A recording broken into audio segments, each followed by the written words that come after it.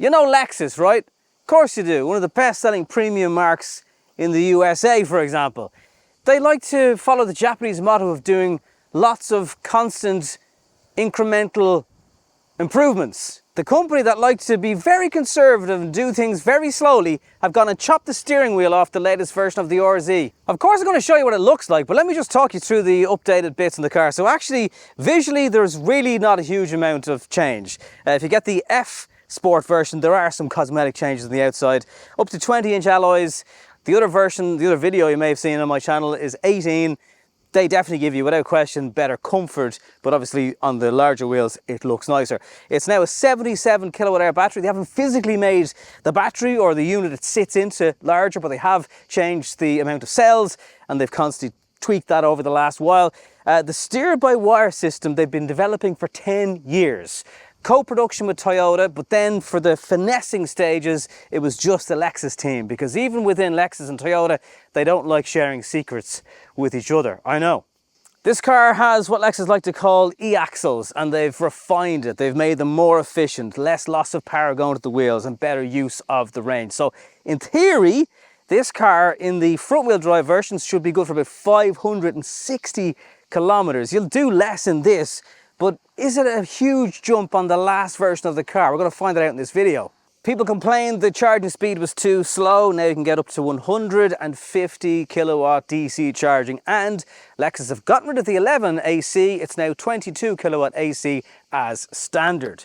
They listen to the customers, they listen to the feedback. In some cases, the last version of the car could take up to 55 minutes to get from 10 to 80%. Now, it's less than 30, up to minus 10 degrees Celsius. So again, those colder Nordic countries and parts of America that just found the range and the charging speed weren't quite up to the price of the car, that has also been addressed. How you know the difference is the RZ500E Direct 4 badging on the back of the car. So again, the entry version, which has been €63,000, that will get a little bit of a price increase. We won't know prices till October. That's front wheel drive, and the cars will appear in this updated form from January in Ireland. There's still a decent sized boot of over 500 litres, cubby holes, charging ports, elastic things, and a space below the boot floor to store things like your Type 2 charging cable and maybe mucky football boots. I don't know about you, but this Ultra-suede, which is laser cut, the first time Lexus have used lasers for that kind of purpose, it kind of lifts the interior. It's needed, I think. The dark black and grey, some people prefer those kind of colours than the more bright, extravagant, but it feels warm, it feels cozy, it feels lounge-like when you get into the back of this car. Then there's this split optional glass roof. Has a blue tint to it. On the rear of the driver and passenger center console, you get two USB-C charging ports, air vent, an AC 220 volt charging point, and the heated seats. And then you have the armrest also. Two trims, and they keep it simple: executive and one motion. And this is one motion grip because you get all-wheel drive. The cars in Ireland will only get the steer-by-wire if you go for the dual motor. Nice incentive there. In other markets, you'll be able to get the standard steering wheel because maybe not everybody is going to like it. On that note, let's check it out. So steer-by-wire, what the hell is the story? Like, can you imagine telling the board of Lexus that you want to chop the top of the steering wheel off? I'd imagine there's some strange looks. We're all familiar with Airbus, we're all familiar with Boeing. Boeing generally rely on pulleys and cables to move things like ailerons and elevators and all the rest of it. Airbus, on the other hand, relies on computer signals to do the same job, making it easier to fly. This is the same principle. Electronic signals are sent from the wheels to the steering column, although there's not actually a column, so let's just call it this bit, and vice versa. And one, you save weight, but then, because you've no bell system and everything down here, but then you put it back in with other gadgets. But there is nothing physically connecting this to the front wheels. The lock side of it means that's your full lock. Also, don't know about you, but when I was taught how to drive, you're feeding the wheel. Now, a lot of the wheel is gone, so you can't feed it. So if you're turning here, you're upside down. But on the move, there's a lovely weight to it. I don't know what the actual reason Lexus wanted to do this, whether it's just, you know, to be different. But it does work from a driving point of view, but it definitely takes getting used to. For example, the indicator and the wiper stalk are much smaller now, but they're still stocks. They're almost too short. They'd nearly be better off doing a Tesla and putting it on the steering wheel. And then the light switch is down here now, because that used to be here, and the wiper intensity is here, but you still have some element of wiper use. And if you want to flash an oncoming vehicle, there's one here. We're not getting the paddles with the augmented manual gear shifting sound in Ireland, but there are paddles here, and they're just for regen mode. So hold your horses, don't get too excited. But that is essentially what a steer-by-wire wheel looks like. Very different, definitely taking some getting used to it. I can see the benefits at speed, but and I've only really spent an hour or so with the car. It does have its drawbacks, things like parking. You just need to be a bit more conscious of maneuvering because there's such a short turn on the wheel now. You'd probably get used to it within a few days of driving your new RZ500. I don't really doubt that. And then the rest of the interior, well, it's still lovely. It's classically Lexus with the huge screen. Some might say too big. Some versions will have a head-up display. You can also get a digital rear view mirror here, and there's a glass holder with some felt on the inside. Door cards aren't felt covered or any sort of carpet in there, so things might rattle around.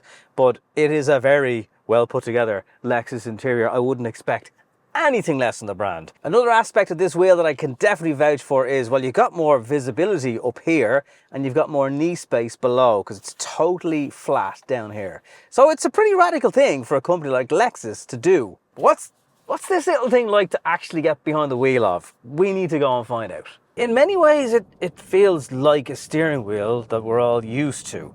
The steering feels more weighted, but again, that's possible with other cars, generally in sportier cars.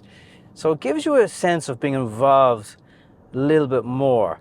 Going into corners, you find yourself making smaller adjustments to the wheel because you don't need to give it as much. And if you've ever watched a rally driver, they're not doing crisscross frantic motions with their arms that you might expect. It's all very, very calm. It's almost like this. And it's kind of like that in this version of the RZ. RZ. So this version has all the power, all the grip, incredibly refined, incredibly quiet, even with the aircon, the air-cooled seats. Okay, they're on now, but when I turn them on, I don't hear any noises. It just makes me feel cool. Now, when you're coming up to a roundabout, I find the indicator stalk is so small, you're having to kind of reach in for it. I genuinely, as much as I wish I'd had more time to get used to the Tesla system in the Model 3, I think they might benefit from here.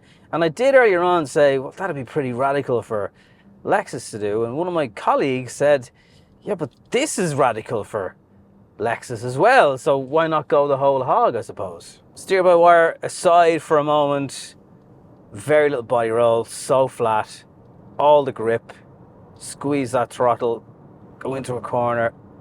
You can hear the tires squealing, but the car is not budging whatsoever, so tons of grip. You do feel that maybe slightly less input, physical input is needed into the wheel to achieve the same effect. You do have to get used to, I suppose, the differences of, rejoining a road. So normally where you'd feed this wheel now through your hands, you're doing this. So you're kind of crossed over on yourself. Now, they do say at Lexus you're doing less hand-over-hand movements. I do wonder though, would 5 and 3 point turns and sometimes 7 point turns take longer because the lock-to-lock is smaller. On the brake horsepower front of this car, so it's 380 plus. I don't know, I don't make sweeping statements here, but I don't know if your average Lexus customer, particularly in a new car, is going to be driving like they stole it. So do you actually need that much brake horsepower in a family Lexus? I'm not sure. Is the front wheel drive good enough? I think so. And is this a gimmick or not? You let me know.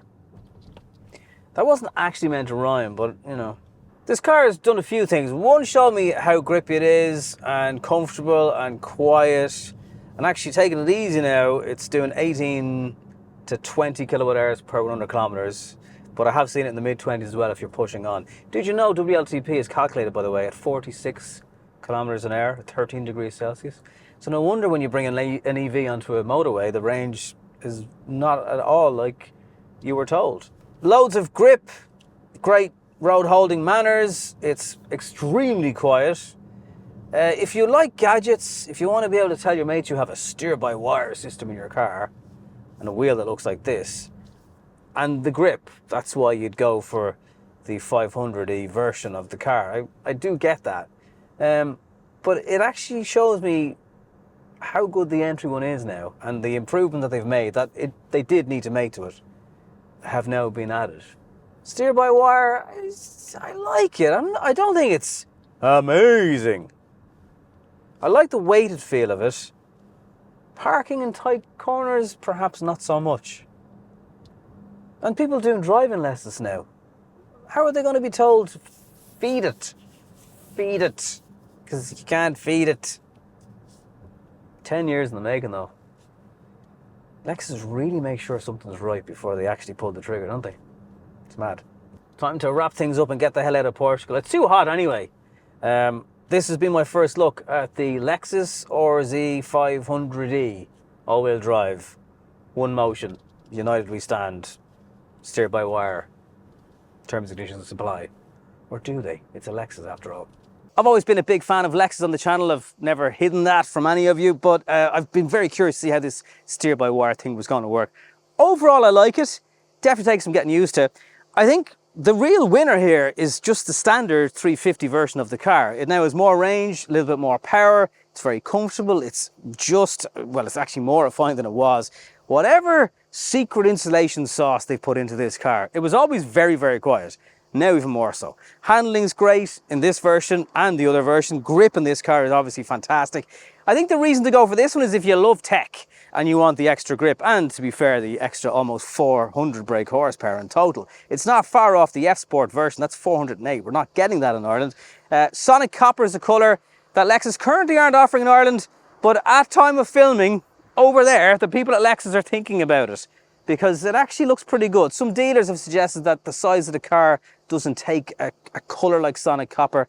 This is a more traditional kind of charcoal grey, which we do love in Ireland. In the premium segment, actually, blue apparently is very, very popular. And also, speaking of the premium segment, Lexus are doing very, very well.